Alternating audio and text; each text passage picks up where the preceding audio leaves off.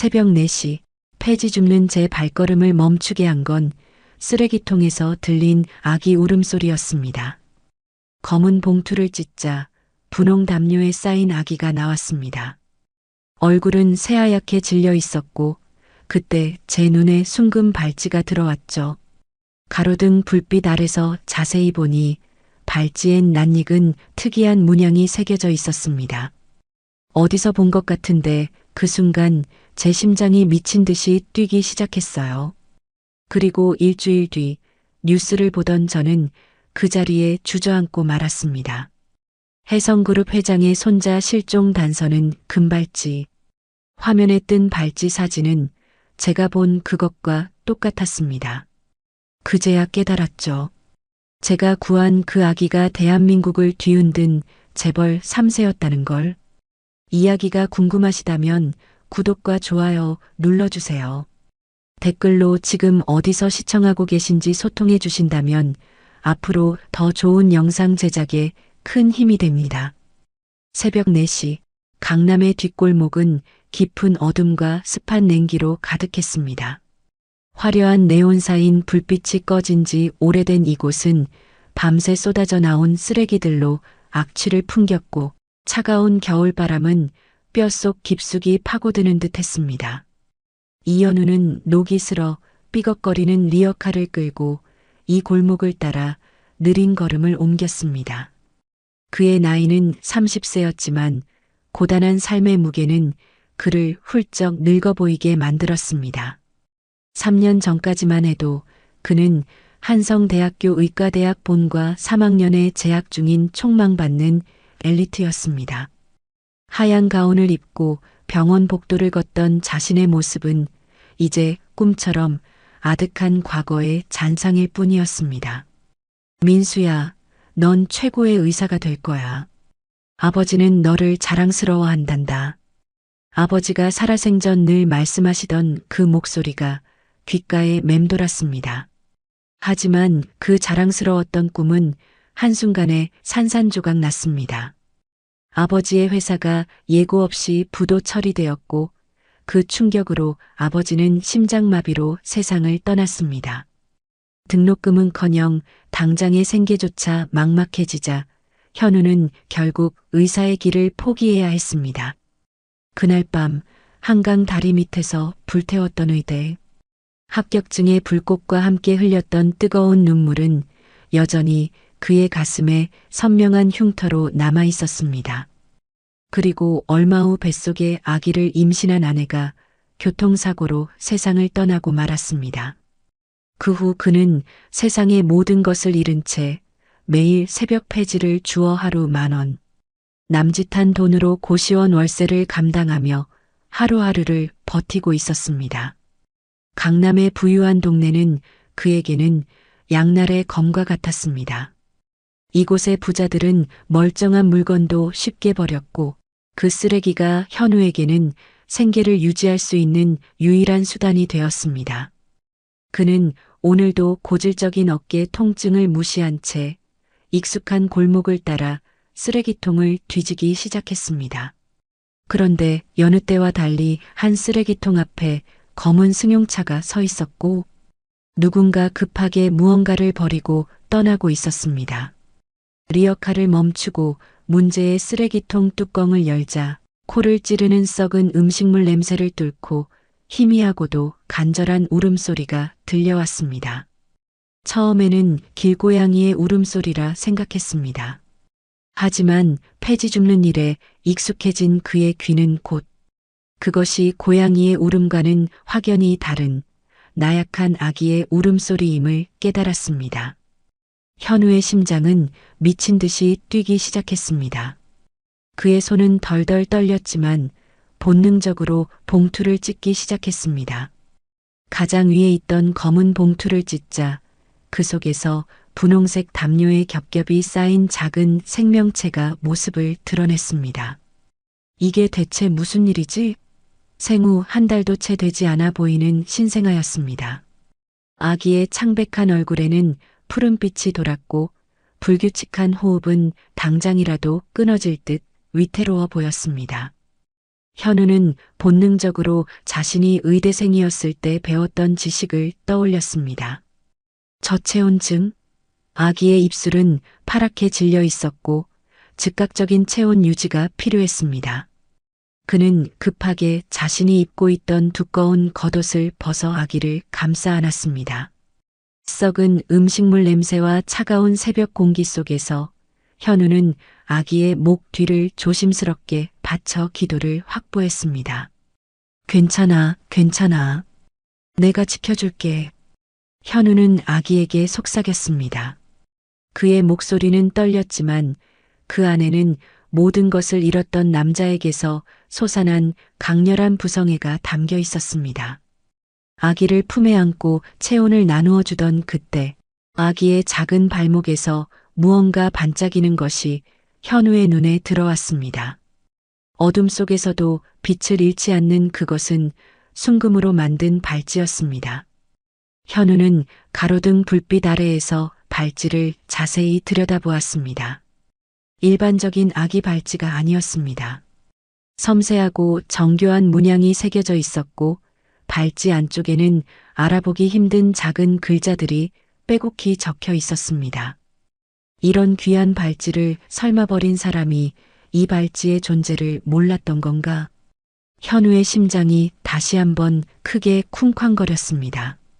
이 발찌가 의미하는 바는 명백했습니다. 이 아기는 단순히 살기가 어려워서 버려진 것이 아니었습니다.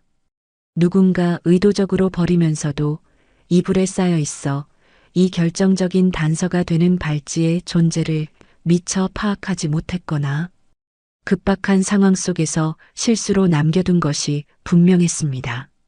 이 아기는 그저 버려진 존재가 아니라 거대한 비밀을 품고 있는 생명체였습니다. 현우의 의학 지식이 아기의 상태를 빠르게 판단했습니다. 다행히 생명에는 지장이 없었지만 당장이라도 따뜻하고 안전한 곳으로 옮겨야 했습니다. 그는 아기를 품에 꼭 안고 체온을 나누어 주며 생각했습니다. 누가 이런 짓을 한 거지? 이렇게 귀한 발찌를 한 아기를. 아기의 숨소리가 점차 안정되기 시작하자 현우의 품속에서 아기는 울음을 그치고 평화롭게 잠이 들었습니다. 그 순간 현우는 이상한 감정을 느꼈습니다. 이것은 단순한 우연이 아니었습니다. 마치 하늘이 자신에게 모든 것을 포기하고 절망 속에 살아가던 자신에게 두 번째 기회를 준 것 같은 운명적인 느낌이었습니다. 아기를 안고 서 있는데 3년 전 교통사고로 잃었던 아내 서윤의 얼굴이 떠올랐습니다. 서윤이와 아기를 잃은 상실감에 죽은 듯 살았던 지난 3년의 시간이 이 작은 생명의 따뜻한 체온 앞에서 녹아내리는 것 같았습니다. 여보, 우리 아기 태어나면 정말 예쁘겠지. 만삭의 배를 쓰다듬으며 행복해하던 아내 서윤의 미소가 눈앞에 어른거렸습니다. 뱃속의 아이를 꼭 만나고 싶다던 아내의 마지막 말이 현우의 가슴을 후벼 팠습니다. 그날 이후 삶의 의미를 잃고 살았던 현우에게 이 버려진 아기는 마치 하늘이 아내를 통해 보내준 선물처럼 느껴졌습니다. 현우는 밤하늘을 올려다보며 속삭였습니다. 서윤아, 이 아이를 내가 지켜도 될까? 차가운 겨울바람이 불어와 그의 머리카락을 쓰다듬었습니다. 그것은 마치 아내가 그에게 괜찮다고 대답해주는 것 같았습니다. 현우는 결심했습니다. 이 아이를 경찰에 신고하거나 병원에 맡기기 전에 이순금 발찌의 비밀을 자신이 먼저 알아내야 한다고. 아기를 버린 사람이 누구인지, 그리고 이 아이에게 어떤 복잡한 사연이 얽혀 있는지 알기 전까지는 이 아이를 세상의 차가운 시스템 속에 홀로 둘 수 없었습니다.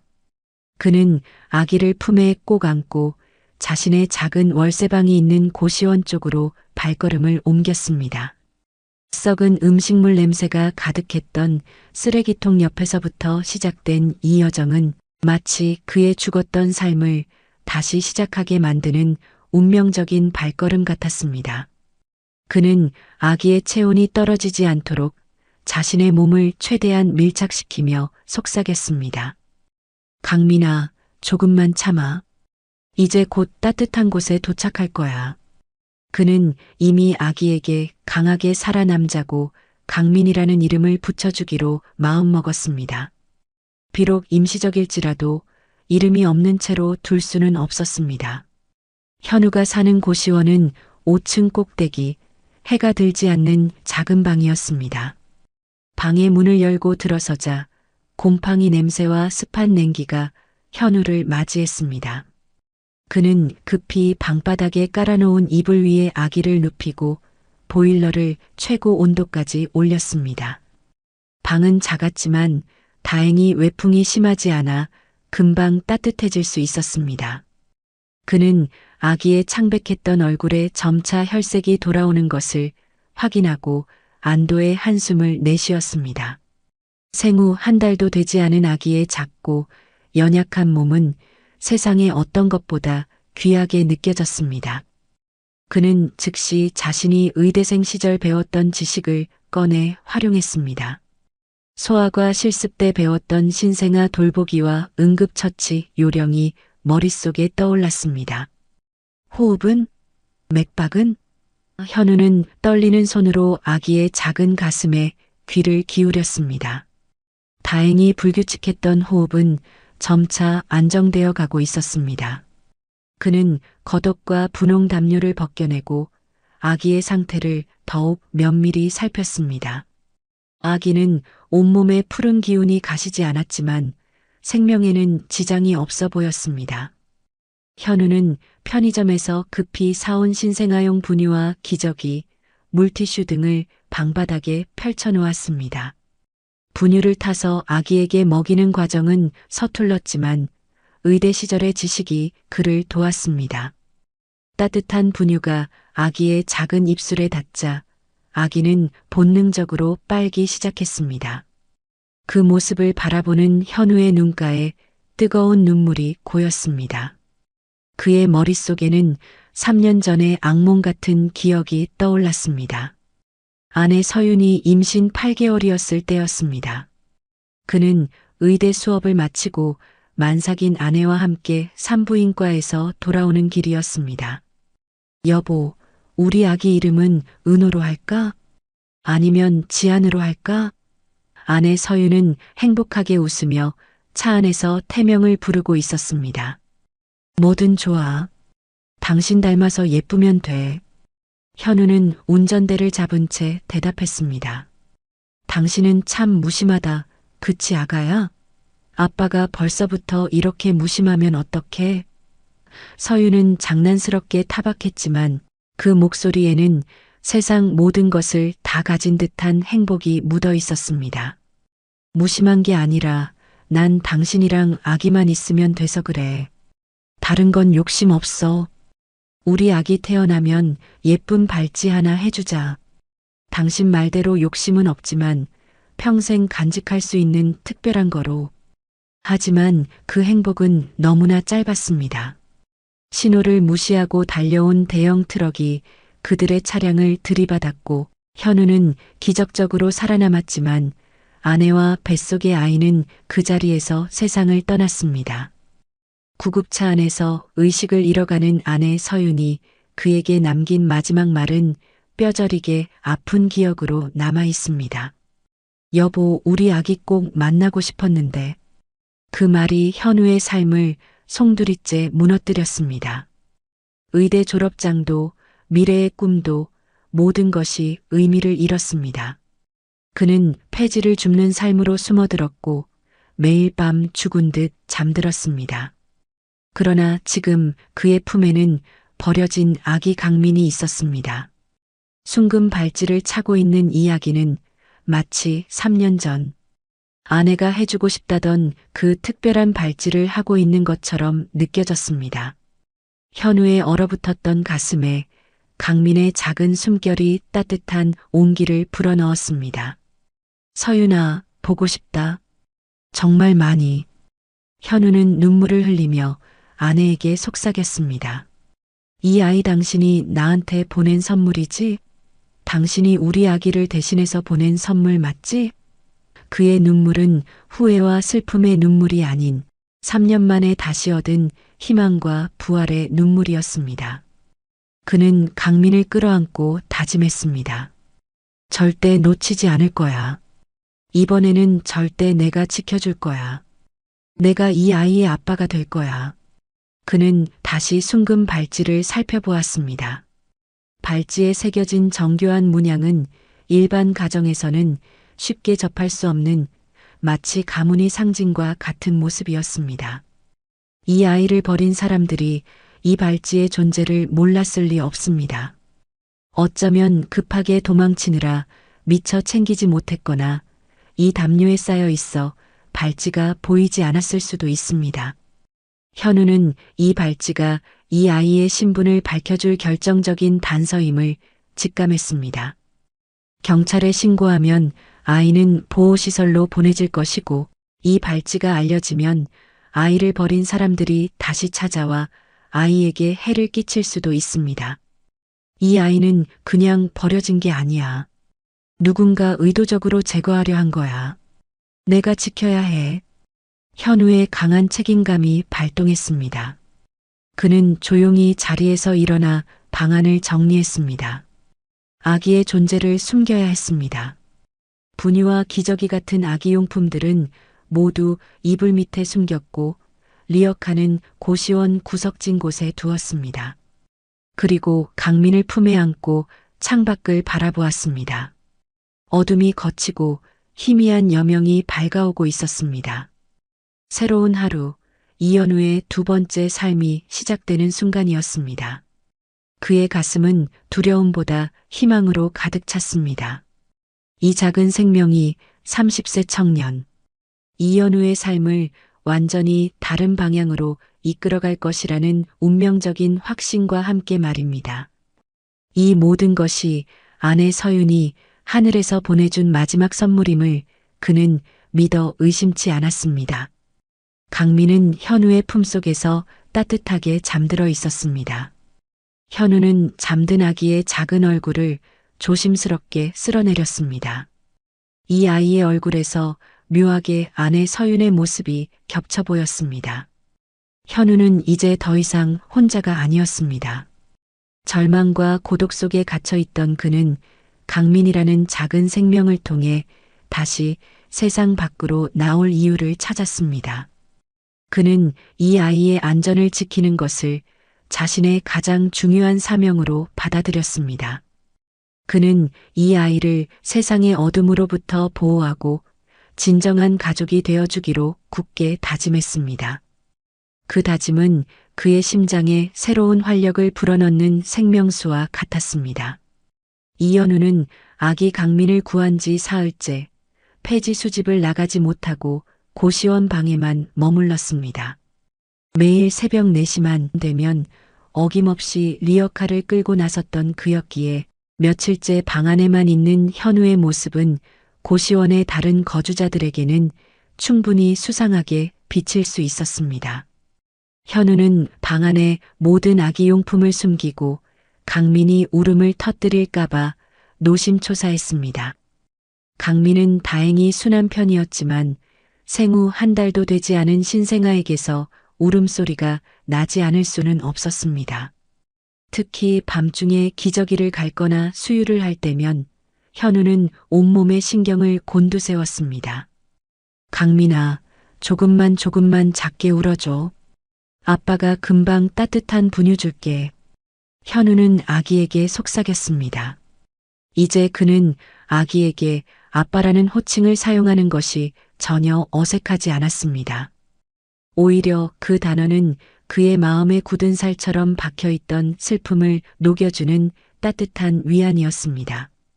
사흘 동안 강민을 돌보면서 현우는 어느 정도 요령이 생겼습니다. 서툴렀던 기저귀 갈기와 수유, 트림시키기가 점차 익숙해져 갔습니다. 의대 시절의 지식과 잃어버린 아이에 대한 깊은 부성애가 그를 빠르게 아빠로 만들고 있었습니다. 그는 강민의 작은 손가락이 자신의 손가락을 꽉 잡을 때마다 벅찬 행복감을 느꼈습니다. 사흘째 되는 날 새벽 5시 강민이 울음을 터뜨렸습니다. 현우는 급히 일어나 아기의 기저귀를 갈고 분유를 타는 동안 옆방 문이 조용히 열리는 소리를 들었습니다.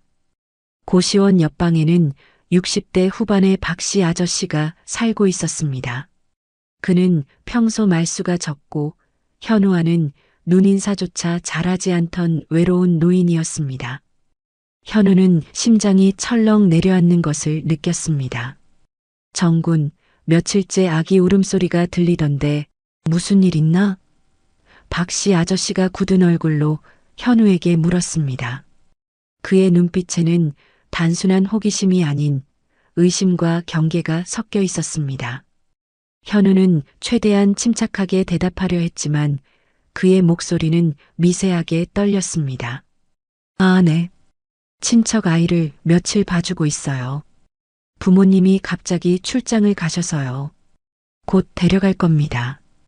현우는 급하게 둘러댔지만 그의 서툰 거짓말은 박씨 아저씨의 날카로운 시선을 피하지 못했습니다. 친척 아이라 그래. 힘들겠네. 혼자 아기 보는 게 쉬운 일 아니지. 박씨 아저씨는 의미심장한 말을 남기고는 자신의 방으로 돌아갔습니다.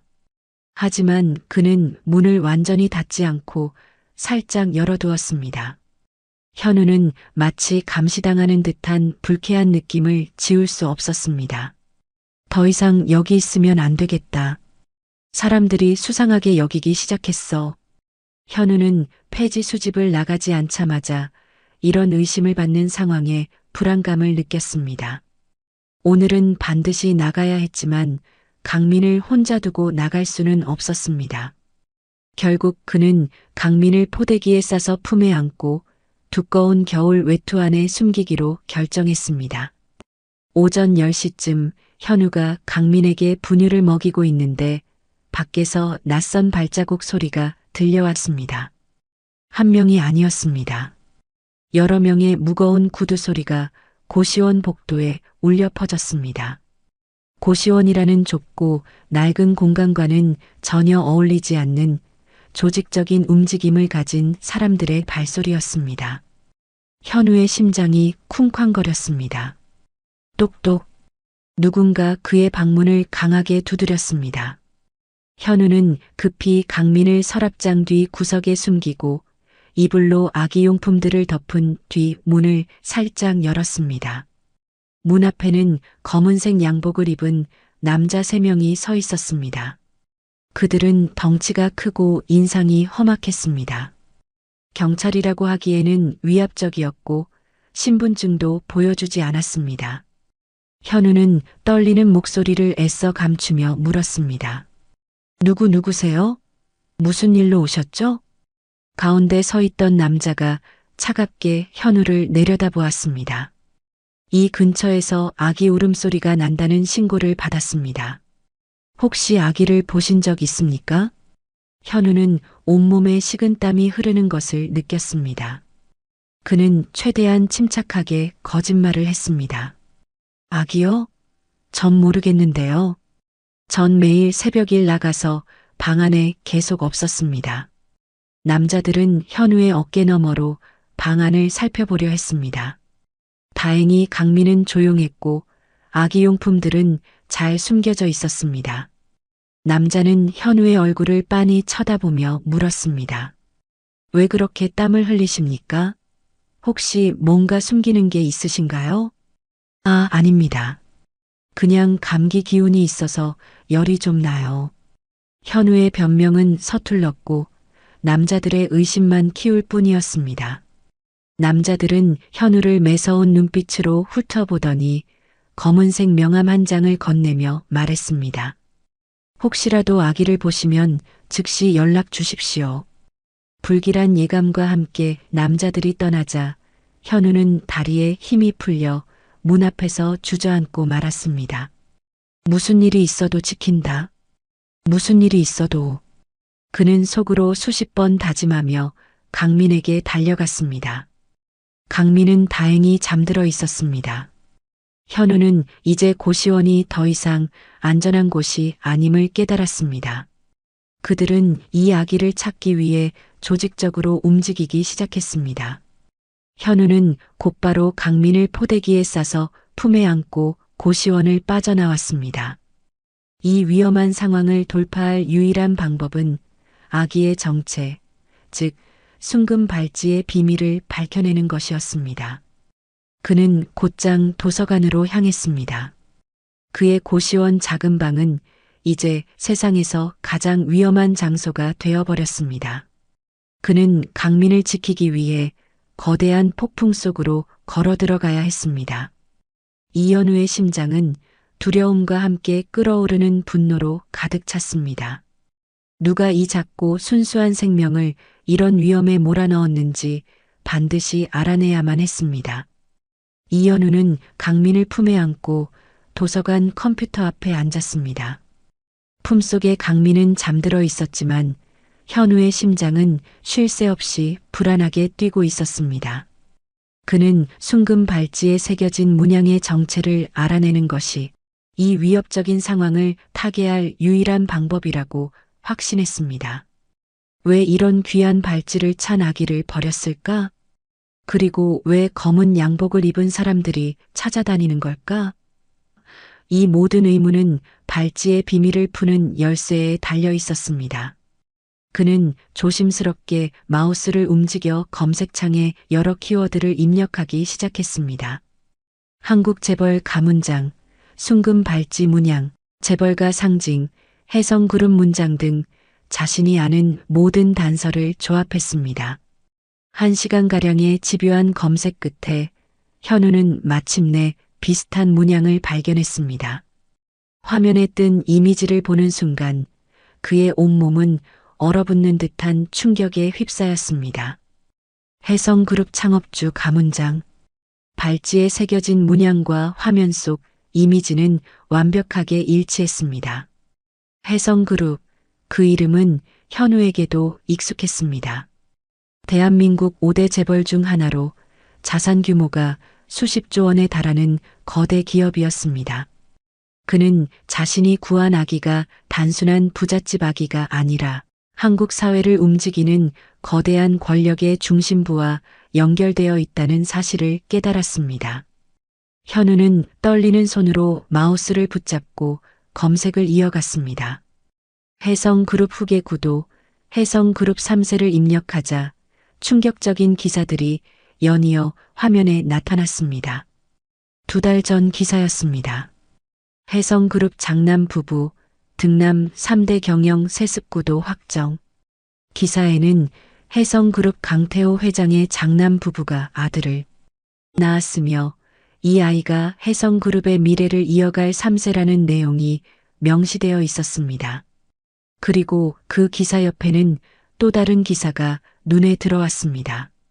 해성그룹 둘째 아들 강지훈 전무 경영권 경쟁에서 밀려나 퍼즐 조각이 맞춰지기 시작했습니다. 후계 구도, 경영권 다툼, 그리고 쓰레기통에 버려진 아기. 이것은 단순한 유기가 아니었습니다. 돈과 권력을 둘러싼 거대한 음모가 숨어 있었습니다. 현우가 구한 아기 강민 본명 강은찬은 바로 해성그룹의 적통 후계자였던 것입니다. 그의 등골을 따라 차가운 전율이 흘러내렸습니다. 자신이 지금껏 패지나 줍던 삶의 벼랑 끝에서 상상조차 할 수 없었던 재벌가의 추악한 암투 한가운데 서게 된 것입니다. 무서웠습니다. 거대한 힘 앞에 선 개인의 나약함을 느꼈습니다. 하지만 그와 동시에 분노가 치밀어 올랐습니다. 어떤 인간들이 돈과 권력을 위해 갓 태어난 아기를 쓰레기통에 버릴 수 있단 말인가? 현우는 품에 안긴 강민을 내려다보았습니다. 이 작고 연약한 생명이 어른들의 탐욕 때문에 죽을 뻔했다는 사실이 너무나도 끔찍했습니다. 강민은 아무것도 모른 채 현우의 품속에서 평화롭게 잠들어 있었습니다. 현우는 잠든 아기를 보호하려는 듯 더욱 힘주어 끌어안았습니다. 걱정 마, 강민아. 내가 널 지켜줄게. 도서관에서 나와 집으로 돌아오는 길, 현우는 계속 뒤를 돌아보았습니다. 마치 누군가 따라오는 것 같은 섬뜩한 느낌이 들었습니다. 그것은 단순한 편집증이 아니었습니다. 조금 떨어진 곳에서 검은색 승용차 한 대가 느린 속도로 그를 미행하고 있었습니다.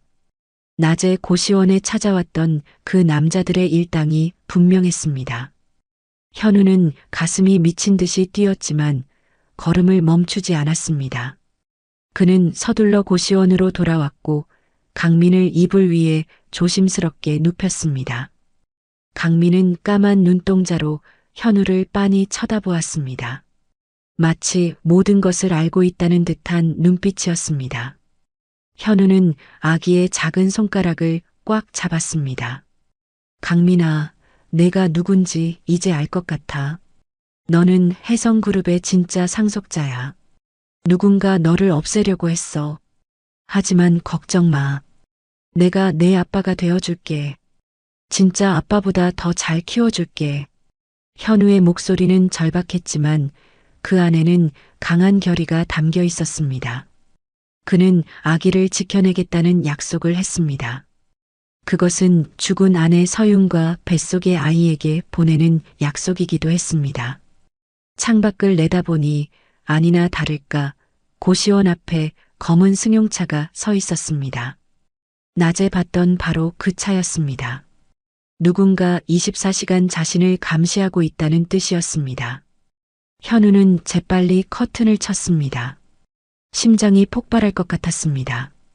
도망쳐야 하나? 아니면 버텨야 하나? 고민이 되었지만 지금 섣불리 움직이는 것이 더 큰 위험을 초래할 것 같았습니다. 일단은 때를 기다리기로 했습니다. 강민을 지키기 위한 돌파구가 생길 때까지 말입니다. 그는 강민을 꽉 안으며 속으로 다짐했습니다. 무슨 일이 있어도 지킨다, 강민아. 이 세상에서 제일 안전한 곳은 바로 내 품이야. 그의 품은 겨울밤에 울부짖는 바람 속에서도 강민에게는 가장 따뜻하고 안전한 안식처가 되어주고 있었습니다. 이제 이현우는 이 거대한 음모에 정면으로 맞서 싸워야 하는 운명에 처했습니다. 이현우는 아기를 구한 지 나흘째 되는 날 새벽까지 잠 못 이루고 강민을 지켜봤습니다. 밤새 불안감 속에서 잠을 설친 그는 아침 7시에 강민에게 분유를 먹이고 있었습니다. 바로 그 순간 고시원 방문이 쾅 하는 굉음과 함께 박살나며 열렸습니다. 자물쇠가 부서지는 소리와 함께 험악한 인상을 가진 남자 3명이 방 안으로 들이닥쳤습니다. 이틀 전 검은 양복의 남자들과는 확연히 다른 대놓고 조폭처럼 보이는 사람들이었습니다. 그들의 선두에 선 남자는 얼굴에 흉터가 가득했고 손에는 시커먼 야구 방망이를 들고 있었습니다. 야, 이 새끼야. 아기 어디 있어? 남자가 고함을 질렀습니다. 현우는 본능적으로 강민을 등 뒤로 숨기며 벌떡 일어섰습니다. 누구세요? 여긴 제 집인데 무단 침입입니다. 지금 당장 나가지 않으면 경찰에 신고합니다. 그의 목소리는 떨렸지만 강민을 지켜야 한다는 강한 의지가 담겨 있었습니다. 경찰? 푸아. 남자들이 일제히 비웃었습니다. 이 새끼가 아직도 상황 파악을 못하네. 너 지금 누구 물건 가지고 있는지 알아? 야구 방망이를 든 남자가 한 발짝 다가왔습니다. 현우는 온몸에 피가 식는 것을 느꼈습니다. 혜성그룹이 고용한 사설 조직이구나. 그는 이미 강민의 정체를 알고 찾아온 그들을 모르는 척할 수 없었습니다. 무슨 소리예요? 전 아무것도 모릅니다. 아기는 며칠 전에 친척이 데려갔어요. 현우는 필사적으로 거짓말을 했지만 바로 그 순간 강민이 울음을 터뜨렸습니다. 요 며칠 현우의 품에서만 잠들던 아기가 낯선 소리와 위협적인 분위기에 놀란 것이 분명했습니다. 아기의 울음소리는 작은 방 안에 고스란히 울려 퍼졌습니다. 저 새끼 거짓말하네. 남자가 성큼 다가오자 현우는 강민을 품에 꽉 끌어안으며 외쳤습니다. 건드리지 마세요. 이 아이는 제 아들입니다. 아들, 웃기고 있네. 그 애가 누군지 알고나 하는 소리야? 그냥 주고 없던 일로 하자. 돈도 좀 줄게. 1,000만 원 어때? 다른 남자가 비웃으며 현우를 조롱했습니다. 싫습니다. 이 아이는 못 줍니다. 현우가 소리치는 순간 야구 방망이가 현우의 어깨를 강하게 강타했습니다. 퍽! 둔탁한 소리와 함께 현우는 쓰러질 뻔했지만 강민을 보호하기 위해 본능적으로 몸을 웅크렸습니다. 고통이 온몸을 찢는 듯 했지만 그는 아기를 놓칠 수 없었습니다. 남자가 다시 방망이를 들어 올리는 순간 현우의 눈에 창문이 들어왔습니다. 5층이었지만 바로 옆에 옥상으로 통하는 비상 계단이 있었습니다. 현우는 순간적으로 몸을 날렸습니다. 창문을 열고 비상 계단으로 뛰어 올랐습니다. 저 새끼 잡아. 뒤에서 거친 욕설과 함께 쿵쿵거리는 발소리가 따라왔습니다. 현우는 강민을 가슴에 꽉 안고 계단을 2개씩 뛰어 올랐습니다. 심장이 터질 것 같았지만 아기를 지켜야 한다는 일념 하나로 멈출 수 없었습니다. 옥상 문을 밀고 나가자 차가운 바람이 얼굴을 때렸습니다. 그러나 옥상은 막다른 곳이었습니다. 현우는 자신이 실수했음을 깨달았습니다. 뒤돌아보니 남자 3명이 이미 올라와 현우를 포위했습니다. 이제 그만해. 도망갈 데 없어. 애 주고 끝내자. 왜 이렇게 고생을 사서 해? 야구 방망이를 든 남자가 천천히 다가왔습니다. 현우는 옥상 가장자리 난간으로 물러섰습니다. 한 발짝만 더 오면 뛰어내립니다. 그는 난간을 잡고 위협했지만 실제 뛰어내릴 생각은 없었습니다. 그때 갑자기 옥상 문이 벌컥 열렸습니다. 무슨 일이야? 여기서 뭐 하는 거예요? 고시원 주인 아주머니였습니다. 평소 무서운 인상이었던 60대의 아주머니는 지금 현우에게 천사처럼 보였습니다. 이건 또 뭐야? 조폭들이 잠시 틈을 주는 사이 아주머니가 현우에게 다가왔습니다. 민수 씨, 괜찮아요? 어머, 아기도 있네. 내가 경찰에 신고했어요. 곧 올 거예요. 아주머니의 말과 함께 멀리서 희미한 사이렌 소리가 들리는 듯 했습니다. 조폭들의 얼굴이 굳었습니다. 짜증나네. 야, 이게 끝이 아니야. 조만간 다시 올 거니까 각오해. 남자들은 서둘러 계단을 내려갔습니다. 아주머니의 도움으로 방으로 돌아온 현우는 엉망이 된 방을 보며 더 이상 여기 있을 수 없음을 깨달았습니다. 그는 고민 끝에 경찰서로 향했습니다. 혼자 힘으로는 강민을 지킬 수 없다는 것을 처절하게 깨달았기 때문입니다. 하지만 강민이 혜성그룹 후계자라는 사실을 밝히면 이 복잡한 싸움에 더 깊이 휘말릴 것 같았습니다. 그는 결국 경찰에게 모든 것을 숨기기로 결정했습니다. 제가 위협을 받고 있어요. 아이 때문에 현우는 더듬거리며 말했지만 어제 만났던 그 40대 중반의 당직 형사는 그의 눈빛을 의심 가득한 표정으로 쳐다봤습니다. 아이가 누구죠? 아기 출생 신고서나 가족관계 증명서 있으면 가져와 주세요. 제 조카입니다. 부모님이 사고로 돌아가셔서 제가 돌보고 있어요. 지금은 서류가 없는데 나중에 가져올게요. 현우는 거짓말을 했지만 그의 이마에는 식은땀이 흘렀습니다. 혹시 이 아기 본인 자녀 아니죠? 최근에 아기 관련해서 이상한 신고가 몇 개 들어왔거든요. 아기를 잠시 보호소에 맡기시고. 안 됩니다. 아기는 절대 맡길 수 없어요. 현우가 갑자기 소리치자 형사의 표정은 더욱 확신에 찼습니다. 왜 그렇게 민감하게 반응하십니까? 뭔가 숨기는 게 있습니까? 현우는 더 이상 이 자리에 머무는 것이 위험함을 직감했습니다. 죄송합니다. 제가 예민했네요. 다시 생각해보고 오겠습니다. 현우는 서둘러 강민을 안고 경찰서를 나왔습니다. 뒤에서 형사가 누군가와 통화하는 소리가 들렸습니다. 현우는 이제 경찰에게조차 유괴범으로 의심받는 최악의 상황에 놓였습니다. 경찰서에서 도망치듯 빠져나온 이현우는 대학 동기 준호에게 연락했습니다. 준호는 대학 시절 현우의 가장 가까운 친구였고 지금은 작은 창고를 운영하고 있었습니다. 현우는 친구에게 복잡한 일이 있어 며칠만 숨겨달라는 말만 남긴 채 자세한 설명은 하지 않았습니다. 그는 친구를 이 위험에 끌어들이고 싶지 않았습니다. 창고는 좁고 추웠지만 고시원보다는 안전했습니다. 현우는 준호가 가져다 준 전기장판과 이불로 임시 거처를 마련했습니다. 밤이 깊어지자 현우는 창고 구석에 작은 TV를 켰습니다. 불안함이 극에 달했기 때문입니다.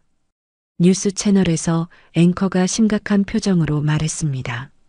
내일 아침 혜성그룹과 관련된 충격적인 특별 뉴스가 있습니다. 혜성그룹이라는 단어에 현우의 귀가 번쩍 뜨였습니다. 예고 화면에는 강태호 회장의 얼굴과 함께 실종, 수색 같은 단어들이 자막으로 지나갔습니다. 내일이면 모든 게 밝혀지겠구나. 어쩌면 이게 강민을 지킬 기회일 수도 있어.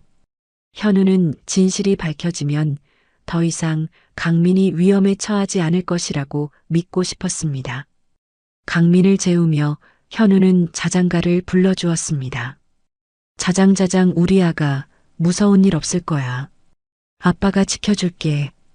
그는 강민이 잠든 후에도 한참을 지켜봤습니다. 내일 일주일째 되는 날 큰 변화가 닥칠 것임을 직감했습니다. 아침 7시 정각 뉴스가 시작되었습니다. 앵커는 긴급 속보를 전했습니다. 혜성그룹 강태호 회장의 손자 강은찬 군이 일주일 전부터 실종된 것으로 확인됐습니다. 경찰은 대대적인 수색 작업에 착수했습니다. 화면이 바뀌고 혜성그룹 본사 건물이 나왔습니다. 그리고 다음 화면에 아기 강민의 사진이 나왔습니다. 생후 한 달의 남자아이. 뒤이어 가장 결정적인 단서가 클로즈업 되었습니다. 순금 발찌에 새겨진 혜성그룹 가문의 문양이 화면 가득 비추어졌습니다. 앵커의 목소리가 울려 퍼졌습니다. 이 발찌를 본 적 있는 분은 즉시 신고해 주시기 바랍니다. 제보자에게는 10억 원의 포상금이 지급됩니다. 현우의 온몸이 얼어붙었습니다. 포상금 10억 원이라는 금액도 충격이었지만 더 무서운 것은 이제 전국이 강민을 찾고 있다는 사실이었습니다. 그는 품속에 강민을 내려다봤습니다. 강민은 현우를 보며 해맑게 웃고 있었습니다. 현우는 그 웃음을 보며 결심했습니다. 이대로 숨어 있을 수 없어. 진실을 밝히는 것만이 강민도 나도 위험에서 벗어날 유일한 길이다. 화면에는 강태호 회장이 직접 나와 손자의 실종에 대해 슬퍼하는 모습이 담겼습니다. 제 손자를 찾아주십시오. 아이에게 무슨 일이 생긴다면 노인의 목소리에는 진실한 슬픔이 묻어났습니다. 그때 회장 옆에 강지훈 전무가 나타났습니다. 그는 걱정스러운 표정을 짓고 있었지만 현우의 눈에는 그 표정이 어딘가 어색하고 연기처럼 느껴졌습니다. 강지훈 전무는 저희 조카를 반드시 찾을 겁니다. 범인은 절대 용서하지 않겠습니다. 라고 분노에 찬 목소리로 말했습니다. 그 목소리를 듣는 순간 현우는 강지훈 전무가 이 사건과 관련이 있을지도 모른다는 강한 의심을 품게 되었습니다. 현우는 강민을 포대기에 단단히 싸서 품에 안았습니다. 순금 발찌는 주머니 깊숙이 넣었습니다. 그리고 혜성그룹 본사가 있는 여의도로 향했습니다. 혜성그룹 본사 60층이 넘는 거대한 빌딩 앞에는 이미 수많은 취재진과 경찰차가 몰려 있었습니다. 현우는 숨을 깊이 들이마시고 정문으로 걸어갔습니다. 경비원 2명이 그를 가로막았습니다. 어디 가십니까? 신분증을 보여주세요. 회장님을 만나야 합니다. 손자 강은찬 군에 관한 일로 왔습니다. 현우가 떨리는 목소리로 말하자 경비원들의 표정이 순식간에 변했습니다. 그들은 무전기를 들었고 곧 검은 양복을 입은 보안팀이 현우에게 몰려왔습니다. 보안팀은 현우를 건물 안 별도의 방으로 안내했습니다. 보안팀장이 명령했습니다. 아기를 보여주세요. 현우는 조심스럽게 포대기를 열어 강민의 얼굴을 드러냈습니다. 이 아이가... 팀장의 눈이 커지더니 그는 급히 무전기를 들었습니다. 전무님, 빨리 오셔야 할 것 같습니다. 잠시 후 문이 벌컥 열리고 TV에서 봤던 강지훈 전무가 차가운 표정으로 들어섰습니다. 현우가 채 말을 꺼내기도 전에 강지훈 전무가 소리쳤습니다. 이놈이 범인이다. 유괴범을 잡았다. 뭐라고요? 아니에요. 저는 아기를 구한 거예요. 현우는 필사적으로 항변했지만 강지훈 전무는 듣지 않았습니다. 일주일이나 숨겨놓고 이제 와서 나타나? 10억 포상금 때문에 왔겠지. 네가 훔쳐간 거잖아. 강지훈 전무가 현우의 멱살을 잡았습니다. 우리 조카에게 무슨 짓을 한 거야? 그때 경찰이 도착했습니다. 현우는 체포되었습니다. 수갑이 그의 손목을 차갑게 조였습니다. 강민이 갑자기 울음을 터뜨렸습니다. 현우는 강민에게 절규하듯 외쳤습니다. 안 돼. 당신이 버린 거잖아. 그 순간 강지훈 전무의 얼굴이 잠시 굳었지만 곧 다시 분노로 변했습니다. 미친놈이. 당장 끌고 가. 현우는 유괴범으로 낙인 찍힌 채 경찰차에 태워졌습니다. 뒤돌아보니 강민이 계속 울고 있었습니다. 그 울음소리는 현우의 심장을 찢는 듯 했습니다. 그는 지금 강은찬 군의 생명의 은인이 아니라 대한민국을 떠들썩하게 만든 재벌 손자 유괴범이 되어 연행되고 있었습니다. 경찰서 취조실은 차갑고 삭막했습니다. 현우는 어제 만났던 당직 형사와 또 다른 형사 맞은편에 앉아 있었습니다. 이현우 씨, 이제 솔직하게 말해요. 왜 아기를 데리고 있었죠? 나이 든 형사가 물었습니다. 현우는 자신이 쓰레기통에서 아기를 발견했던 순간부터 의대 시절의 지식을 이용해 응급 처치를 했던 일, 그리고 아내 서윤과 뱃속의 아이를 잃었던 과거까지 차근차근 설명했습니다. 쓰레기통에서 순금 발찌를 한 아기를 발견했을 때 저는 하늘이 제게 2번째 기회를 준 거라고 생각했습니다. 3년 전 아내와 아기를 잃은 후 저는 죽은 사람처럼 살았습니다. 그 아기를 지키는 것이 제 삶의 이유가 될 것 같았습니다. 그의 진심 어린 고백에 형사들의 표정은 미묘하게 변했습니다. 그들은 현우가 단순한 유괴범이 아닐 수도 있다는 생각을 품기 시작했습니다. 바로 그때 취조실 문이 열리고 정장을 입은 남자가 들어섰습니다. 저는 혜성그룹 법무팀장입니다. 강태호 회장님께서 직접 조사하고 싶어 하십니다. 법무팀장의 목소리는 단호했습니다. 형사들은 당황했지만 혜성그룹 회장의 권한을 무시할 수는 없었습니다. 잠시 후 현우는 수갑이 풀린 채 혜성그룹 본사 지하 3층에 위치한 보안관제실로 옮겨졌습니다. 그곳은 수십 개의 모니터로 둘러싸여 있었습니다. 강태호 회장이 직접 와서 영상을 지켜보고 있었고 강지훈 전무는 불안한 표정으로 구석에 서 있었습니다. 회장은 단호하게 명령했습니다. 모든 CCTV를 확인해. 일주일 전부터 모든 기록을. 단 하나의 의혹도 없어야 한다. 강지훈 전무가 떨리는 목소리로 반발했습니다. 아버지, CCTV까지 볼 필요 있나요? 범인은 확실한데. 회장은 차갑게 그를 나무랐습니다. 지훈아, 왜 그렇게 성급하니? 진실은 반드시 밝혀진다. 회장의 말에 현우는 희망을 보았습니다.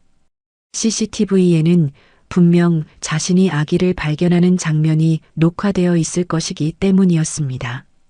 기술팀 직원 5명이 일주일 전 새벽 3시부터의 CCTV 영상을 분석하기 시작했습니다. 화면이 빠르게 움직이는 가운데 한 직원이 소리쳤습니다. 여기요. 강남구 235번 카메라에 뭔가 잡혔습니다. 모든 사람의 시선이 해당 모니터로 쏠렸습니다. 화면을 확대하자 검은색 승용차가 새벽 3시 47분에 멈추는 장면이 보였습니다. 차에서 내린 검은 옷을 입은 남자는 주위를 살피더니 분홍 담요에 쌓인 무언가를 들고 쓰레기통 뚜껑을 열었습니다. 저게 아기인가? 기술팀장이 화면을 더 확대했습니다. 남자가 담요를 쓰레기통에 버리는 장면이 선명하게 녹화되었습니다. 얼굴을 확대해. 회장이 명령했고 화질 개선 작업을 거치자 남자의 얼굴이 드러났습니다. 저 사람 최 비서잖아. 누군가 외쳤습니다. 최 비서는 다름 아닌 강지훈 전무의 개인 비서였습니다. 순간 모든 시선이 강지훈 전무에게 꽂혔습니다. 강지훈 전무의 얼굴은 하얗게 질렸습니다. 아버지, 저는 정말 모르는 일입니다. 최 비서가 단독으로. 회장은 강지훈의 말을 끊고 차갑게 말했습니다. 계속 재생해. 30분 후 영상에는 리어카를 끄는 청년 바로 이현우가 나타났습니다. 그가 쓰레기통을 열고 아기를 발견하는 장면, 놀라서 아기를 꺼내는 장면, 그리고 응급처치를 하는 장면까지 모두 녹화되었습니다. 현우는 아기를 품에 안고 망설이다가 결국 데려가는 모습이었습니다. 저 청년이 구한 거였군. 유괴가 아니라 구조였어. 회장이 중얼거렸습니다. 최 비서가 끌려왔고 결국 모든 것을 자백했습니다. 전무님의 지시였습니다. 최 비서는 증거로 강지훈 전무와의 통화 녹음 파일까지 공개했습니다. 녹음 파일 속 강지훈 전무의 목소리가 들려왔습니다. 그 애만 없으면 내가 자연스럽게 후계자야. 죽이지는 말고 그냥 사라지게 해. 어차피 부모도 죽었으니 아기까지 죽었다고 하면 깔끔하잖아. 강태호 회장은 그 자리에서 비틀거렸습니다. 지훈아, 네가 어떻게 이럴 수가. 내 형과 형수가 죽었는데 유일하게 살아남은 조카를 내가 버렸단 말이냐. 노인의 통곡은 모든 사람의 가슴을 찢어지게 했습니다. 장례식장에서 오열하던 강지훈의 슬픔이 모두 가식이었다는 사실에 회장은 분노와 배신감으로 절규했습니다. 형이 죽은 지 하루도 안 돼서 조카를 쓰레기통에 버려? 내가 인간이냐? 결국 강지훈 전무는 유기치사 미수, 아동학대 등의 혐의로 징역 17년을 선고받으며 모든 것을 잃었습니다. 현우는 유괴범이라는 오명에서 벗어났고 이제 강민의 생명의 은인으로 그 자리에 서게 되었습니다. 진실은 CCTV와 녹음 파일이라는 명백한 증거로 밝혀졌고 재벌가의 추악한 음모는 세상에 드러났습니다. 현우의 선행은 마침내 빛을 보게 된 것입니다. 경찰서 취조실에서 풀려난 이현우를 기다리고 있던 것은 강태호 회장이었습니다. 노인의 눈에는 여전히 눈물이 고여 있었지만 따뜻하고 진심 어린 감사가 담겨 있었습니다. 회장은 현우의 거친 손을 잡았습니다. 이현우 씨, 정말 어떻게 감사를 드려야 할지. 당신은 나의 손자 은찬이의 생명의 은인이자 우리 가문을 구한 사람입니다. 현우는 솔직하게 자신의 사연을 털어놓았습니다. 저에게도 그 아이는 소중했습니다. 3년 전 아내와 뱃속의 아기를 잃었습니다. 강민아, 제가 지은 이름인데 그 아이는 제게도 하늘이 준 선물이었습니다. 강태호 회장은 현우의 사연에 깊이 공감했습니다. 강민이라고 이름을 지었군요.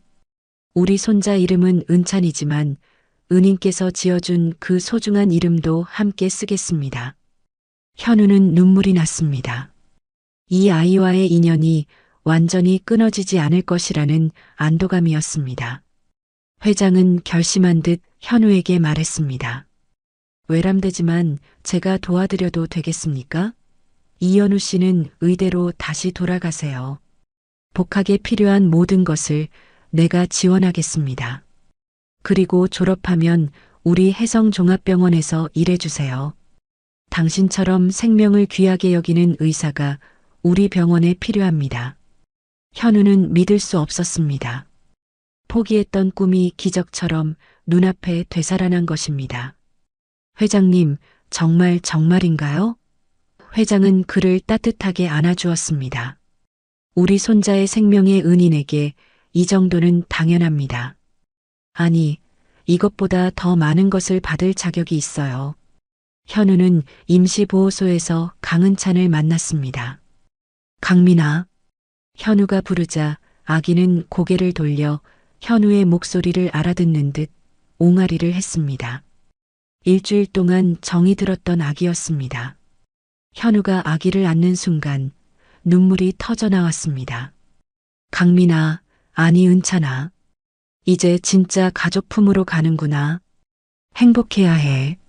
며칠 후 현우는 회장으로부터 서울 강남의 고급 아파트를 제공받았습니다. 그리고 한성대 의대 복학 추천서를 받았습니다.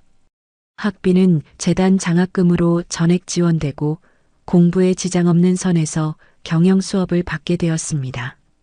현우는 거실에 책상을 놓고 다시 의학 서적을 펼쳤습니다. 31세의 나이로 다시 공부를 시작하는 현우의 얼굴에는 희망이 가득했습니다. 시간이 흘러 강은찬의 첫 돌잔치가 호텔에서 열렸습니다. 현우도 초대받았습니다. 돌잡이 시간이 되었습니다. 은찬이는 청진기를 짚더니 그것을 들고 현우에게 걸어왔습니다. 은찬이가 아저씨한테 왔네.